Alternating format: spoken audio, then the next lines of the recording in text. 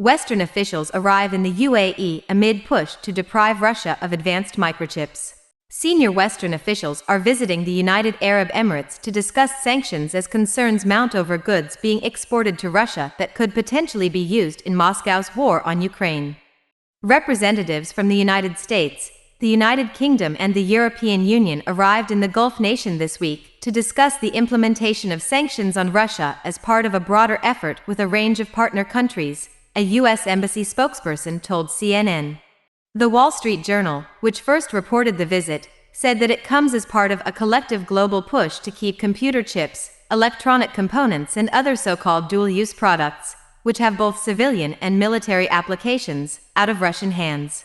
The UAE is working with its friends and allies to address any concerns with regards to sanctions on Russia, a senior UAE official told CNN when asked about the matter.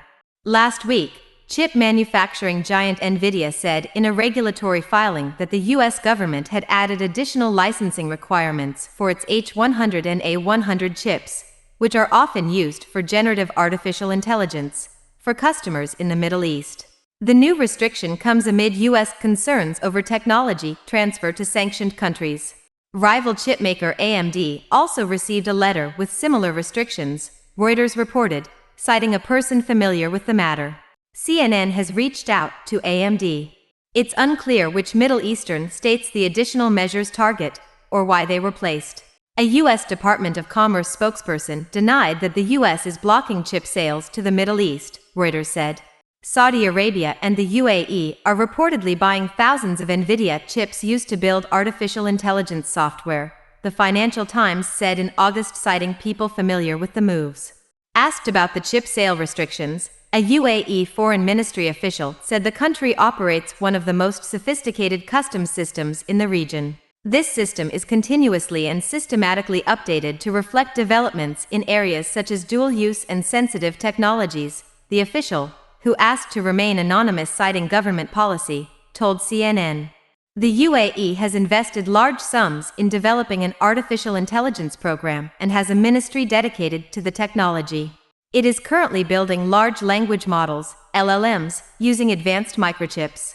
An AI language model named Falcon LLM was launched earlier this year by the UAE's Technology Innovation Institute, and an Arabic language AI model named Jais was unveiled by Abu Dhabi-based developer G42 last week. UAE abides by UN sanctions. Russia is under a barrage of sanctions from the US and other Western nations following its full-scale invasion of Ukraine last year. But most of these are primary sanctions, which can only be enforced within the territory of the sanctioning country. Western officials have visited the UAE several times over the past 2 years to warn the regional business hub that helping Moscow evade sanctions wouldn't be without consequences. The U.S. has previously sanctioned entities and individuals in the UAE for sanctions evasion, including 2 UAE-based air transportation firms for collaborating with a sanctioned Iranian firm to transport Iranian unmanned aerial vehicles, UAV, personnel, and related equipment from Iran to Russia. The UAE strictly abides by UN sanctions and has clear and robust processes in place to deal with sanctioned entities, which has been exercised against a number of companies, the UAE Foreign Ministry official said. The UAE Central Bank in March cancelled a license granted to Russia's MTS Bank after it came under US and British sanctions.